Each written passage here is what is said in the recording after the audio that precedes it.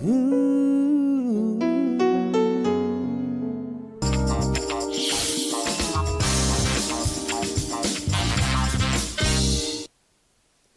tu vois les gens qui parlent de la falsification, du plagiat, c'est-à-dire, hein, c'était des réalités qui vivaient déjà en Égypte antique, mais ils ont fait les plagiats. Mais ils oublient que Lucifer connaît la parole mieux que l'homme. Lucifer a vécu à côté du Créateur. Lucifer sait que les choses vont aller dans ce sens-là. Mais maintenant, pour essayer de combattre, je peux par exemple inspirer déjà les hommes à imiter. Pourquoi on l'appelle des fois antichrist et antéchrist? Parce que quand on dit antichrist, on fait allusion à l'opposition. Mais quand on dit antéchrist, c'est-à-dire celui qui précède. C'est-à-dire, il sait que le véritable Christ va venir, mais moi, je dois anticiper pour essayer de séduire les gens. Donc, c'est comme quelqu'un, il sait que la Bible, ça sera vraiment comme ça. Mais maintenant, pour anticiper, il a créé cette légende-là de Horus, Osis, Isis, Osiris, l'enfant, tout ça, une mère, tout ça. C'est-à-dire, il a copié. Or, la première personne à écouter les messages sur la rédemption, c'était Lucifer. Là, nous sommes dans Genèse chapitre 3. À partir du verset 15, 16 par là. Quand Dieu a dit à l'homme, où es-tu? La femme. Il vient à la femme. Le serpent m'a séduit. Mais quand il arrive au serpent, il dit quoi? Je mettrai l'inimité entre ta postérité et la postérité de la femme. Mais la postérité de la femme, c'est Jésus-Christ. T'écrasera la tête. Et toi, tu lui blesseras les talons. Donc Dieu avait déjà prédit le plan de la rédemption, le salut de l'humanité, par la mort de Jésus-Christ à la croix. Et le diable a compris que c'est comme ça. Maintenant, une postérité sortira d'une femme. Et quand cette postérité sortira, elle viendra pour m'écraser la tête. Automatiquement, regardez la suite, le diable maintenant veille sur les femmes. Quand vous allez dans Genèse chapitre 6, parce que là vous avez parlé des anges qui sont en prison, des anges déchus, qui sont prisonniers, mais il y a d'autres anges qui sont dans la liberté. Maintenant, quand la Bible dit dans Genèse chapitre 6, à partir du premier verset, lorsque les fils de Dieu virent que les filles des hommes étaient belles, et ils en prirent pour des femmes, tout ça là, et ils ont donné naissance à des Néphilim, des géants qui ont amené la cruauté dans le monde. Maintenant, allons dans Jude. Allons dans Jude chapitre 1er, parce qu'il y a un seul chapitre. Je peux prendre à partir du verset 6. La Bible dit quoi? Qu'il a réservé pour le jugement du grand jour, enchaînés éternellement par les ténèbres. Ce sont des anges-là qui ont commis ces crimes-là. Les anges qui n'ont pas gardé leur dignité, mais qui ont abandonné leur propre demeure. Au verset 7, maintenant, il dit, Sodome et Gomorrhe et les villes voisines qui se livrèrent comme eux à l'impudicité et à des vices contre nature sont donnés en exemple, subissant la peine d'un fait éternel. Donc, tellement ils sont dangereux, ils ont commis quelque chose, je ne peux pas dire d'inattendu par rapport à Dieu, parce que Dieu il est omniscient. Il savait. Mais, c'est-à-dire, c'est comme ils ont dépassé des limites. Et Dieu a compris que de tels démons, je ne peux plus les laisser en liberté. Parce qu'ils vont encore détruire les choses. Il les a enchaînés éternellement dans les ténèbres. Et un autre groupe de démons, ils sont en liberté. Mais ils savent que leurs jours sont comptés. On peut se référer dans l'histoire de, je crois, le possédé de Gadara. Quand Jésus est venu libérer les possédés, qu'est-ce que les démons ont dit? Qu'est-ce qu'il y a entre toi et nous, Jésus, fils de Dieu vivant? Mais il y a des gens aujourd'hui, il y a des religions aujourd'hui qui n'acceptent même pas que Jésus est fils de Dieu, mais pendant que les démons témoignent que qu'est-ce qu'il y a entre toi et nous, Jésus, fils de Dieu. Et ils ont dit quoi? Notre ère, notre temps n'est pas encore arrivé. C'est-à-dire, Satan et les démons, ils savent qu'il nous reste peu de temps. Notre temps est compté. C'est pourquoi, pendant ce laps de temps, nous devons tout faire pour séduire un maximum de personnes et les amener aussi avec nous dans l'enfer. Ils ont supplié Jésus. Jette-nous dans les pourceaux. Il les a exaucés. Il les a jetés dans les pourceaux parce que Jésus avait besoin d'utiliser ces possédés-là de Gadara. Et quand vous lisez l'histoire de cet homme-là, il avait gagné à peu près 10 villes dans la contrée de Décapole par son témoignage, parce que tout le monde le connaissait. Amen. Oh, c'est merveilleux. Bien-aimés dans le Seigneur, fidèles téléspectateurs, chers internautes, j'espère que vous nous suivez avec intérêt, que vous nous suivez avec attention et que cela répond à vos nombreuses questions. Vous qui nous avez écrit, vous avez été très nombreux à nous écrire. L'adresse mail a explosé de messages, mais c'est bien, continuez à nous écrire et nous continuerons également à vous répondre. Docteur, vous nous avez fait le tour d'horizon par rapport à l'organisation des anges. Vous nous avez relaté l'histoire par rapport à la chute, de façon la révélation, la prophétie. Maintenant, nous voulons revenir sur notre question de base. Le culte des anges. Tout à l'heure, vous nous avez dit qu'il n'est pas biblique. Mais est-ce que vous pouvez rentrer en détail parce que nous constatons que ce culte des anges devient de plus en plus fréquent de par le monde. On parle des anges, le culte des anges, l'invocation des anges, il faut avoir des anges. Et tout à l'heure, vous avez dit que ce culte n'est pas biblique. Mais alors, contraste entre ce qui se passe et ce que vous dites vous. D'autant plus qu'ils sont de plus en plus nombreux à pratiquer le culte des anges. Ça devient populaire, docteur Sam. Merci pour la question. Là, vraiment, je tiens vraiment à éclairer les enfants de Dieu sur le culte des anges. Déjà, quand nous parlons du mot culte, ça veut tout simplement dire tout tourne autour d'eux. Déjà par la définition. C'est-à-dire tout doit tourner autour d'une personne. Maintenant, quand on dit culte des anges, cela revient à dire que ces serviteurs-là, des pasteurs-là qui invoquent, qui activent les anges, donc leur culte tourne autour des anges. Et non autour de la personne de Jésus. C'est lui qui nous a rachetés par son sang, c'est lui qui nous a sauvés, c'est lui qui a porté nos iniquités à la croix, c'est lui qui a subi les châtiments du Père, les châtiments qui nous donnent la paix aujourd'hui est tombé sur lui.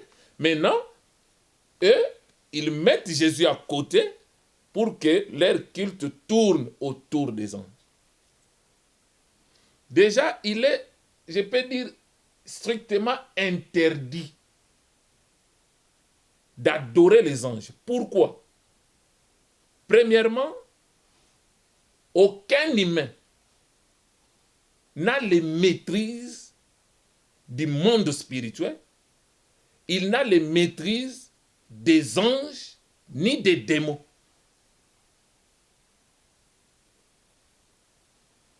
La Bible dit, dans 1 Corinthiens 11, le verset 14 à 15, Satan, le diable, se déguise en ange de lumière.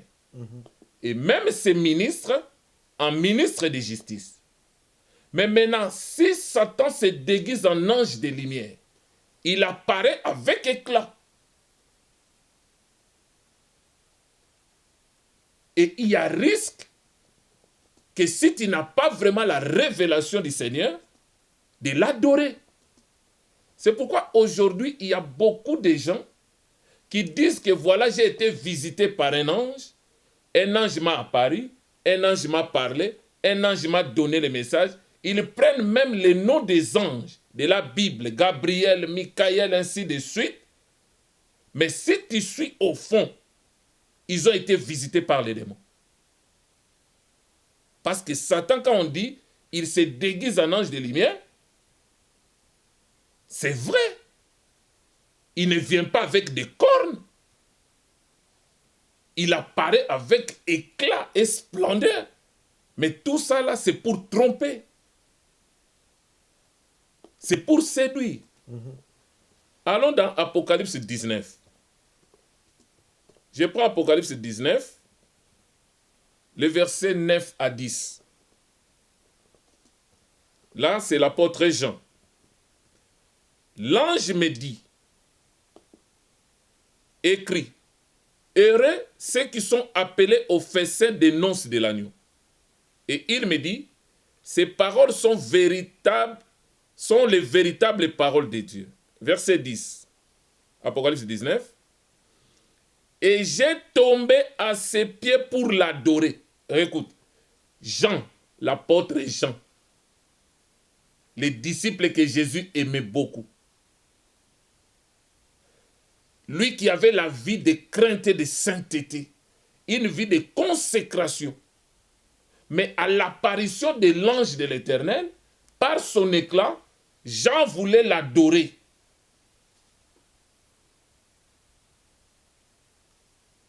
Maintenant, qu'est-ce que l'ange a dit? J'ai tombé à ses pieds pour l'adorer, mais il me dit, garde-toi de le faire. Je suis ton compagnon de service et celui de tes frères qui ont le témoignage de Jésus. Adore Dieu, car le témoignage de Jésus est l'esprit de la prophétie. L'ange qui se laisse adorer, c'est un démon, c'est Satan.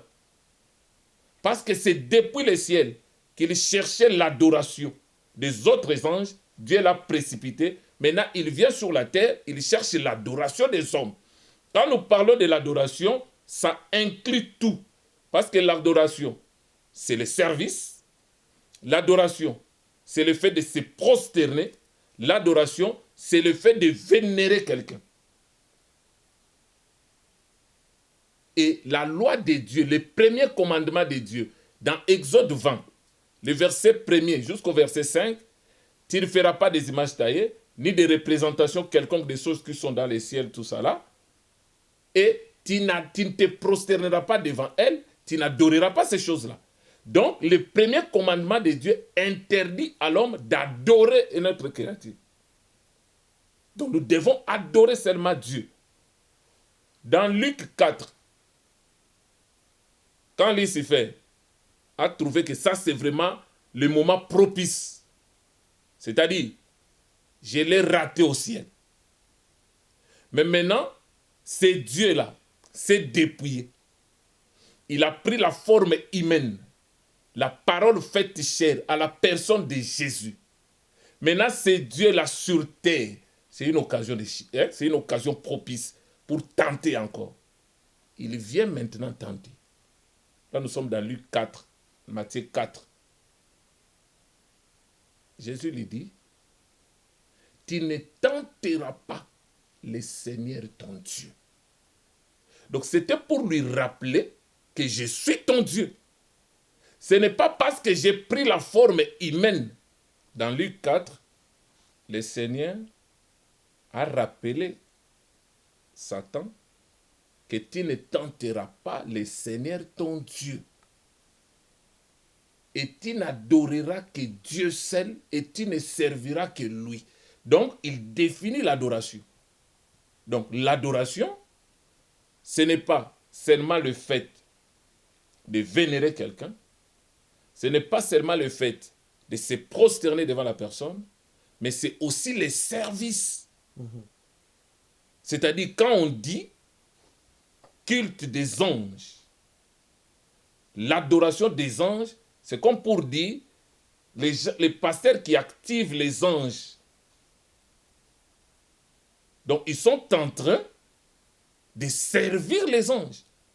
Or, c'est le contraire. Et ce que nous devons comprendre,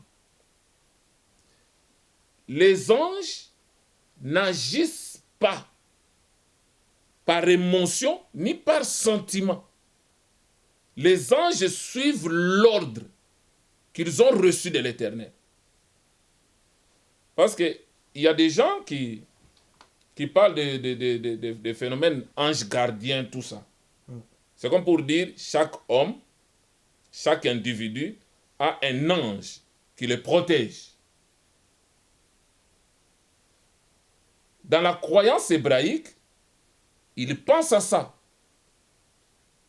Quand vous prenez l'histoire de Pierre, dans Acte 12, les versets 13 à 16, lors de son arrestation, l'ange du Seigneur est venu libérer Pierre.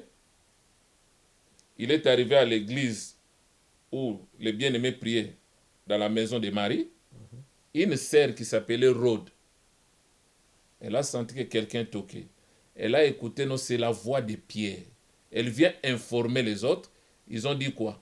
C'est pas lui. Lui, il est en prison. Ça, c'est son ange. Et quand vous allez aussi dans Matthieu 18, le verset 10, on nous parle, Jésus dit, ne scandalisez pas les petits enfants, tout ça là, parce que leurs anges, ils sont dans la présence du Seigneur. C'est-à-dire, à partir de là, les gens, ils ont cette conception-là, il y a des anges gardiens. Or, en réalité, si nous disons que la Bible admet les anges gardiens pour tout le monde, ça n'a pas de sens. La Bible nous dit dans Hébreux, chapitre 1er, le verset 14, que les anges de Dieu, ils sont au service de ceux qui vont hériter le salut. Donc, cela revient à dire, ceux qui ne vont pas hériter le salut, les anges de Dieu ne seront jamais à leur service. Ils sont d'abord à la merci du diable. Ils sont à la merci des démons. Donc, il n'y a pas l'histoire des anges gardiens pour tout le monde, non. Dans Psaume 34, je crois, le verset 7, la Bible dit quoi? L'ange de l'Éternel campe autour de ceux qui les craignent et les arrache du danger. Mais maintenant, je peux me poser la question. Il y a aussi des hommes et des femmes qui marchent dans la crainte de Dieu, mais ils se retrouvent dans des dangers, dans des accidents, ils meurent. Maintenant, nous allons dire quoi? Son ange n'était pas là? Ou son ange était distrait? Non. C'est pour nous dire que les anges de Dieu n'obéissent qu'à l'ordre reçu de Dieu. Les anges n'agissent pas par sentiment ou par amour ou par émotion, non. Je m'explique. À supposer, tu te retrouves en danger. L'ange de l'Éternel, qui est au service de ceux qui vont hériter le salut, il est là, à ton côté. Mais il ne peut pas intervenir si Dieu ne lui donne pas l'ordre d'intervenir. Donc les anges n'agissent pas par sentiment. Ils attendent l'ordre de la part du Seigneur pour intervenir. Vous allez voir dans 2 Rois chapitre 6, l'histoire du prophète Élisée avec son serviteur Géasi. À un moment, quand les Syriens cherchaient à attaquer Israël, ils constituaient leur plan, leur projet, mais c'était déjà déjoué. Ils ne comprenaient pas, mais ils se disaient, mais qui dévoile notre secret? Donc il y a un traître parmi nous. Après, il y avait un de l'air qu'il leur a dit, il n'y a pas de traître. C'est parce qu'en Israël, il y a un prophète.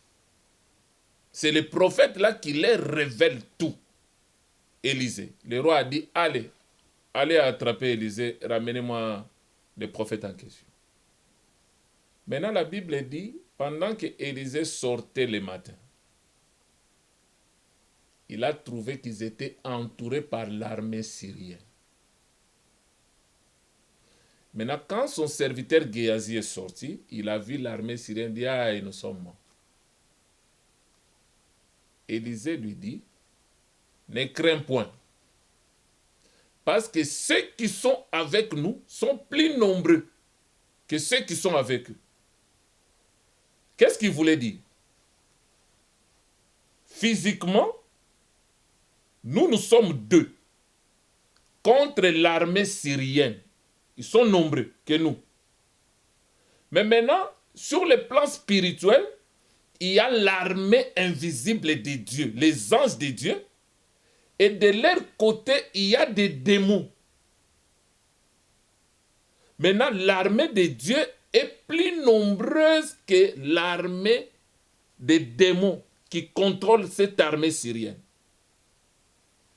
Mais maintenant, il dit, Seigneur, ouvre les yeux de ton serviteur pour qu'il voie.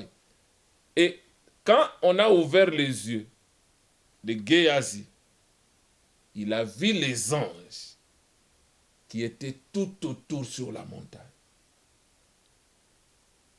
Mais les anges ne pouvaient pas attaquer l'armée syrienne tant qu'ils n'avaient pas reçu l'ordre de la part du Seigneur. Ils sont là. Et si Dieu ne dit pas qu'attaquer, l'armée syrienne pouvait tuer et le prophète et son serviteur, et etc. C'est comme ça que les anges agissent. Quand vous allez dans Exode 12, c'est clair. Il dit, vous allez mettre les sang sur les lintons, sur les poteaux. L'ange exterminateur passera. Là où il n'y aura pas le sang, il va entrer, il va tuer. Là où il y aura le sang, il passera outre. La définition même de la Pâque, passer outre. C'est-à-dire l'ange agit selon l'ordre qu'il a reçu de la part du Seigneur. Il ne peut pas s'en passer. Il ne peut pas aller au-delà. Il n'agit pas par sentiment. C'est-à-dire, même quand la Bible dit, dans Hébreux 1, le verset 14 et la suite, que l'ange de l'Éternel, ils sont au service de ceux qui vont hériter le salut. C'est-à-dire, ils sont à notre service. Mais ce n'est pas à nous de commander les anges. Mais maintenant, il y a des gens qui viennent avec des faux enseignements pour dire, tu peux commander ton garde du corps. Non. Et ils sont à notre service, mais ils ne reçoivent pas l'ordre venant de nous, mais ils reçoivent l'ordre de celui qui les a établis pour nous garder, pour veiller sur nous. Ils dépendent de Dieu, pas de nous. Mais ces pasteurs-là, ils reçoivent ces enseignements. D'où reçoivent-ils ces enseignements? C'est-à-dire, ils veulent voir dans le naturel, quand quelqu'un il a des gardes du corps, il dit au garde du corps, elle va me prendre ça, va prendre ceci, va faire ceci. Donc, ils pensent que c'est comme ça aussi avec les anges de Dieu. Non. Même quand vous allez dans Nombre, au chapitre 22, je crois à partir du verset 22, l'histoire de Balaam. Comme Dieu voulait l'empêcher d'aller voir Balak, qu'est-ce que Dieu a dit? Il a envoyé son ange. Mais Balaam ne voyait pas l'ange. Mais Dieu a dit, va. Mais ta mission, ce n'est pas de tuer Balaam, mais de lui résister, de l'empêcher pour ne pas aller voir Balak. C'était ça la mission. Et vous allez voir que l'âne ou l'ânesse, il voyait bien l'ange avec l'épée. C'est l'ânesse qui changeait de voix. Quand il allait comme ça, l'ange venait, il barrait la route. Il allait à gauche, l'ange venait, il barrait la route. C'est là où maintenant Balaam ne comprenait pas. Il dit, mais moi je vais avancer. Mais cette ânesse-là, il me fait passer le temps. Jusqu'au moment où il a coincé les pieds, tout ça. Mais, fin de compte, l'ânesse a parlé. Je ne t'ai jamais désobéi. Et quand il lui a parlé, Dieu lui a ouvert les yeux. Il a vu l'ange avec l'épée. Donc, il y avait des limites. C'est-à-dire, il a reçu la mission de lui résister. Mais s'il dépasse la limite, tu peux le tuer. Mais tant qu'il n'a pas dépassé la limite, tu n'as pas le droit de le tuer. C'est comme ça que les anges interviennent, c'est comme ça que les anges agissent. Maintenant, aujourd'hui, ça devient maintenant d'actualité. Les cultes des anges, l'angéologie. Ce que beaucoup de gens ne comprennent pas, ces faux pasteurs, ils travaillent avec des démons. Ils travaillent avec Satan. Mais maintenant, ils activent les anges par des formules magiques, sous forme de parler en langue.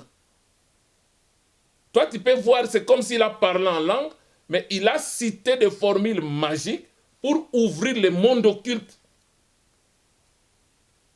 Pour que les anges déçus, les démons viennent.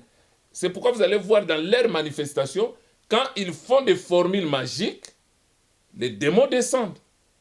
Et ils commencent à agiter le peuple, à envoûter le peuple. Il y a des cris, il y a des manifestations démoniaques. Tu vois, il y a des gens possédés. Il y a même, parce que dans ce monde-là, il y a toujours des tricages. Un démon qui vient. Lui, comme il est dans le monde occulte, il a déjà l'ouverture du troisième œil. Il peut voir ce que les deux yeux physiques ne peuvent pas voir. Quand ils activent les anges viennent. Lui, il voit les anges. Maintenant, les anges là, ils sont maintenant à son service. Pourquoi? Parce que Lucifer ne fait que copier ce que Dieu fait. De la même manière, les anges de Dieu sont au service de ceux qui vont hériter le salut. Lui aussi, Lucifer, ces démons, ils sont au service de ceux qui vont hériter l'enfer avec lui. Oh là là. Mais maintenant, comme ils ont cette ouverture du troisième œil, l'œil de la sorcellerie, pour voir ce que les hommes ne peuvent pas voir, c'est pourquoi tu vas voir un passage, il est là, parce qu'il a l'ouverture de cet œil-là, il commence à te donner des paroles de connaissance exactes. Tu t'appelles comme ça, tu habites tel endroit, telle adresse, tout ça. Ils vont même aller loin pour dire les couleurs, la couleur des sous-vêtements, de toutes ces choses, tout ça. Là. Le scanner. Donc, ça dit, ils te disent, tu sais, avec exactitude, et tu vois des chrétiens qui tremblent devant ces choses-là. Pourtant, Marc 16 est là. Comment, Toi aussi, tu peux faire les miracles. Comment tu peux avoir, tu peux trembler par rapport à ces choses-là? comment dire en lingala, la kitalatala na nkolo. Voilà. Donc, ça dit, ils sont dans ces choses-là. Ça dit, le problème, c'est quoi? Quand ils activent les anges viennent. Les démons entrent en action. Lui, il voit. Un démon peut posséder quelqu'un. Lui, il voit. Mais maintenant, il fait semblant de délivrer la personne. Allez, il dit, allez, amène le micro, donne-lui le micro. Toi, c'est qui? Maintenant, lui, il sait qu'il est en train de parler avec un démon. Et tu vois maintenant, les démons, il dit des choses, par exemple, concernant, par exemple, la maman de la fille, son papa ou sa tante ou son oncle, ou sa grand-mère, quelque chose comme ça. Que moi, je suis telle, sa grand-mère, voilà, dans sa famille, il y a ça, il y a ça, il y a ça. Et les gens qui connaissent la personne, ils sont stupéfaits pour dire, waouh! Maintenant, il dit, maintenant, je t'intime l'ordre de libérer ce corps. C'est-à-dire, il dit à cet ange-là, libère un peu d'abord ce corps. Comme ça, les gens verront que la personne est délivrée. Or, le diable ne peut pas délivrer quelqu'un. La Bible dit, le royaume est divisé, ne subsistera pas. Que ce soit la maladie, le diable ne guérit pas. Le diable déplace la maladie. Si aujourd'hui tu viens, tu dis, voilà, c'est le mot de tête, il enlève le mot de tête. Il te donne, par exemple, une autre maladie. Mais toi, tu diras quoi? J'ai souffert de maux de tête horribles. Mais le pasteur, là, depuis qu'il m'a imposé la main, c'est parti. C'est parti, mais tu as encore une autre maladie maintenant. Donc le diable ne fait que déplacer, le diable ne délivre pas. Le diable ne délivre pas, bien-aimés dans le Seigneur, vous qui nous suivez de partout le monde. Nous sommes pratiquement à la fin, mais avant, Docteur Saint, pendant que vous relatiez la chute des anges déchus, vous avez parlé de ceux qui sont emprisonnés. On l'a vu dans Jude, parce qu'ils ont commis des actes contre nature avec des filles des hommes. Ils ont commis des actes contre nature avec les filles des hommes. Mais depuis qu'ils sont enchaînés, est-ce qu'ils agissent toujours ou ils n'agissent plus parce qu'il y a le phénomène mari de nuit, femme de nuit? Est-ce que ça c'est toujours ces anges-là ou ça c'est autre chose, Docteur Saint? Comment on peut comprendre ça? Merci pour la question. Donc, nous avons dit ceci. Quand Lucifer a été chassé, il est descendu avec les tiers des anges. Les anges déchus que nous appelons les démons. Maintenant, arrivé dans Genèse au chapitre 6, il y a eu un groupe des anges déchus qui ont pris les femmes des hommes, les filles des hommes. Ils ont donné naissance aux Néphilim, des géants qui étaient famés, qui ont amené la criminalité sur la terre. Et c'était ça même la raison des déluges. Parce que pour Dieu, il fallait exterminer tous les hommes sur la surface de la terre. Parce que le diable était venu, il a perverti la race humaine par des Néphilim. Mais maintenant, il faut tuer tout. C'est là la Bible dit, au verset 8 de Genèse 6, Noé trouva grâce aux yeux de l'Éternel. Maintenant, Noé et sa famille, c'était comme la race pure que Dieu avait maintenant. Parce que toute la race était corrompue. C'était la réserve. Voilà, parce que le diable, comme il savait que la postérité de la femme écrasera sa tête depuis Genèse, donc il faut combattre la femme pour qu'elle ne donne pas naissance à la postérité. Et vous allez voir, quand Ève a donné naissance à Caïn et Abel, au moment où ils ont donné l'offrande, le diable a vu que l'offrande de Caïn et d'Abel était prophétique, était une préfiguration de la mort de Christ à la croix. C'était la préfiguration de l'enseignement qu'il avait écouté de la part du Seigneur. Dans Genèse 3,15, automatiquement, il a inspiré Caïn pour tuer Abel. Pourquoi? Parce que dans sa tête, Abel, avec cette offrande, peut-être c'est lui, la postérité, qui m'écrasera la tête. Je dois le supprimer.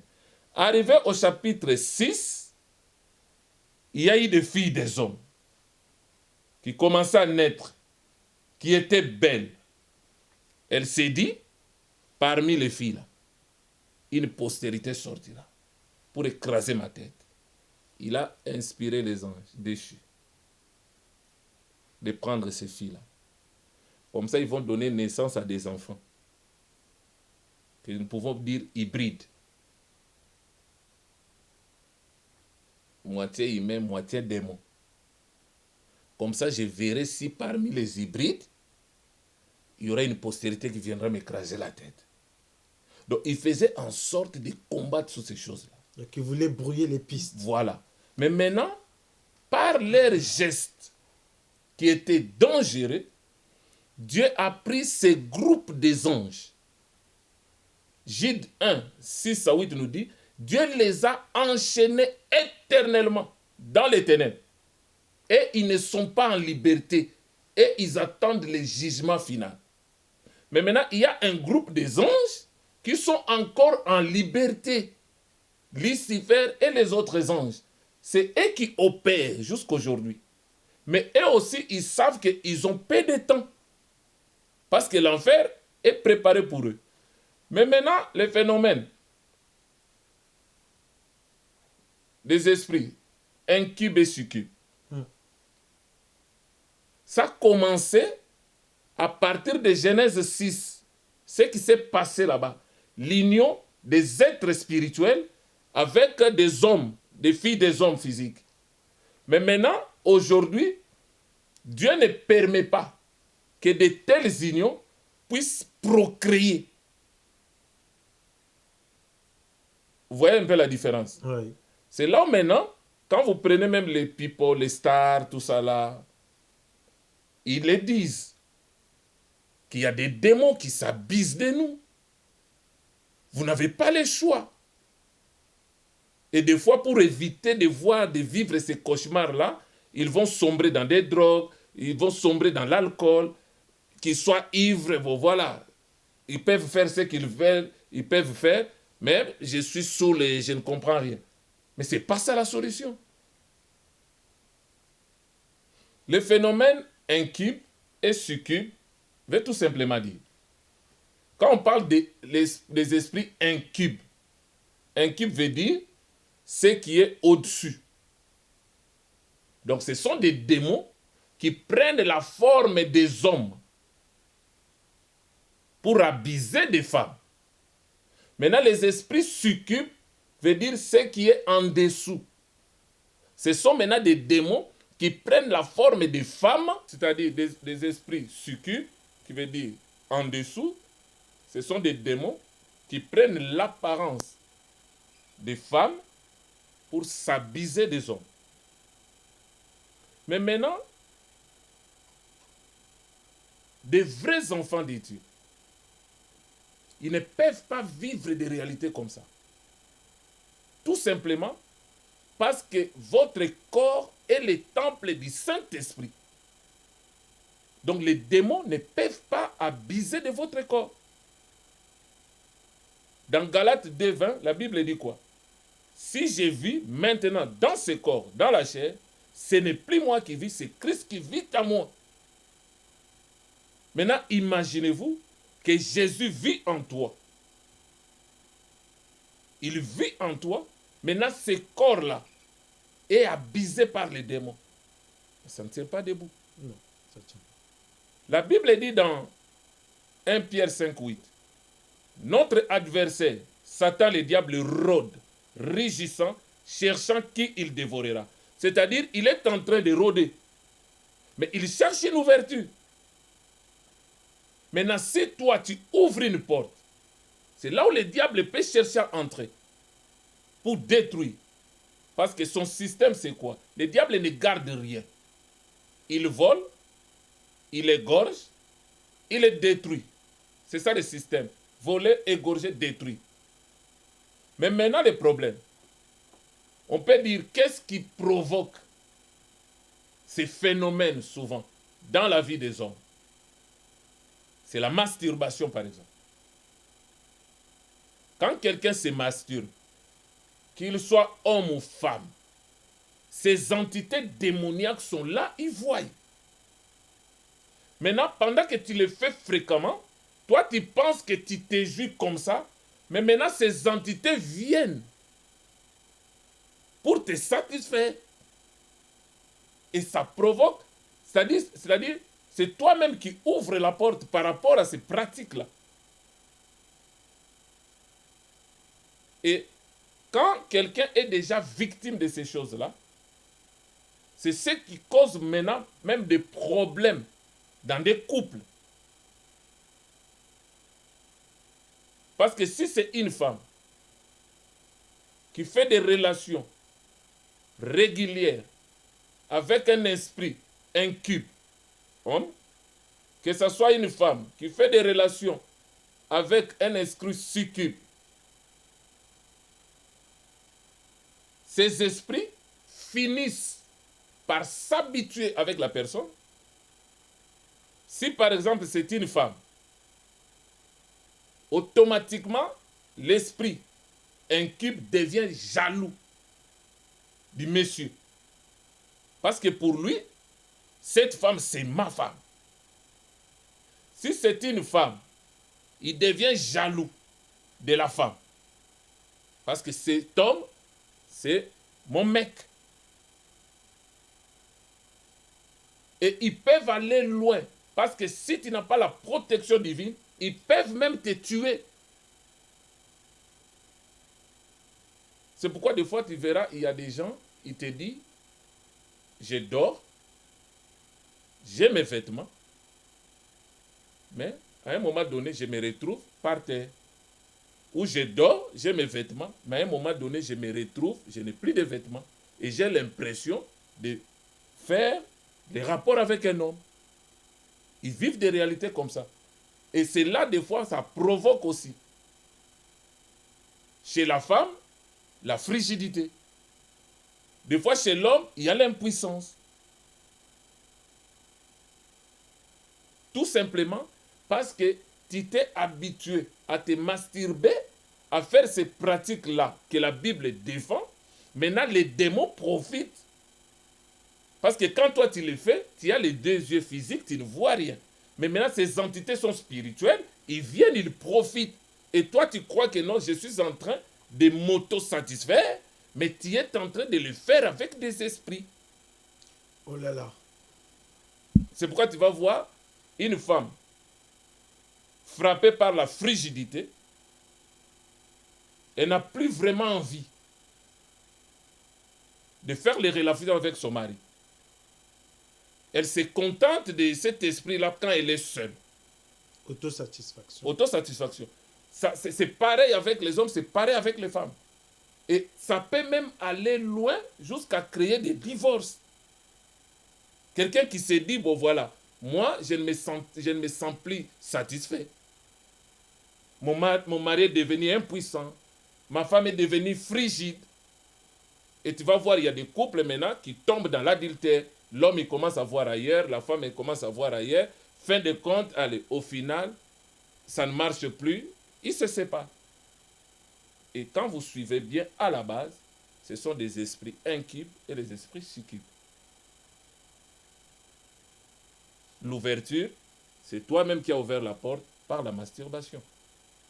Mais un vrai enfant de Dieu, qui marche dans la crainte de Dieu, il marche dans l'obéissance, Christ vit en lui.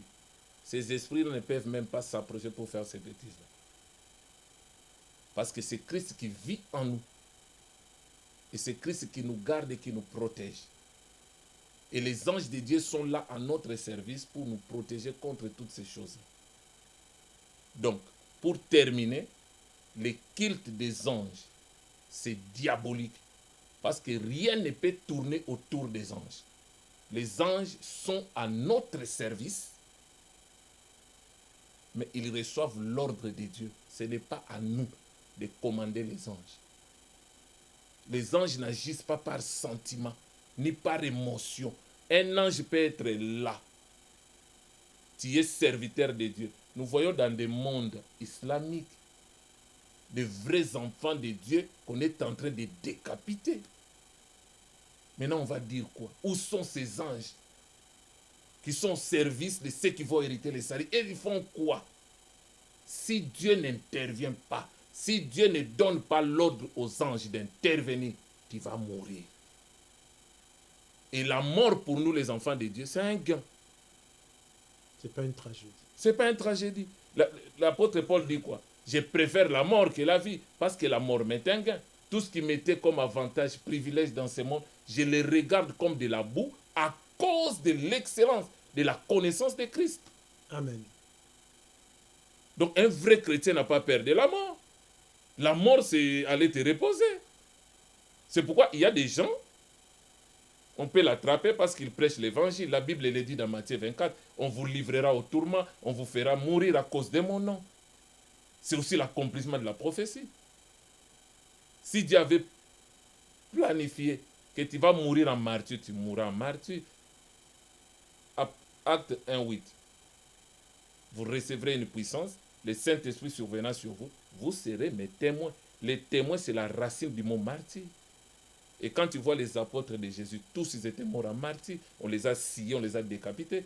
Mais les anges, ils étaient là, ils intervenaient quand Dieu donnait l'ordre. On a arrêté Pierre, allez, l'ange va libérer Pierre. On a arrêté Paul, allez, l'ange va libérer. Mais quand c'était le moment de mourir, l'ange était là, Dieu n'a pas donné l'ordre. On a scié, on a coupé, on a crucifié, et voilà, venez vous reposer. Que Dieu nous bénisse.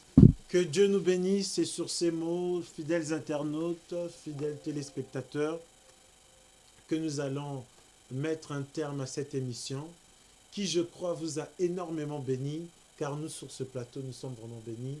D'ailleurs, c'est de coutume, quand nous sommes avec le Docteur Saint sur ce plateau, nous sommes toujours bénis par la grâce du Seigneur, la grâce que Dieu a déposée en cet homme. Alors, bien-aimés dans le Seigneur, voyez, vous avez suivi l'enseignement, vous aurez certainement d'autres questions à nous poser. N'hésitez surtout pas, l'adresse qui s'affiche sur le bas de l'écran, vous pouvez nous envoyer vos messages, vos questions, vos suggestions, vos remarques, pourquoi pas, et nous essaierons du mieux que nous pouvons de répondre à vos questions. Sur ce, bien-aimés dans le Seigneur, nous vous donnons rendez-vous au prochain numéro. Restez fidèles, restez branchés sur votre chaîne préférée Seb TV et sur votre émission Doctrine. Je vous salue, que Dieu vous bénisse. À la manœuvre, nous avons notre bien-aimé, l'ancien Sébastien, qui nous accompagne toujours pour la réussite de ces émissions. Que Dieu vous bénisse. Au revoir, Docteur Saint. Au revoir, Pasteur. Que Dieu vous bénisse. Soyez bénis.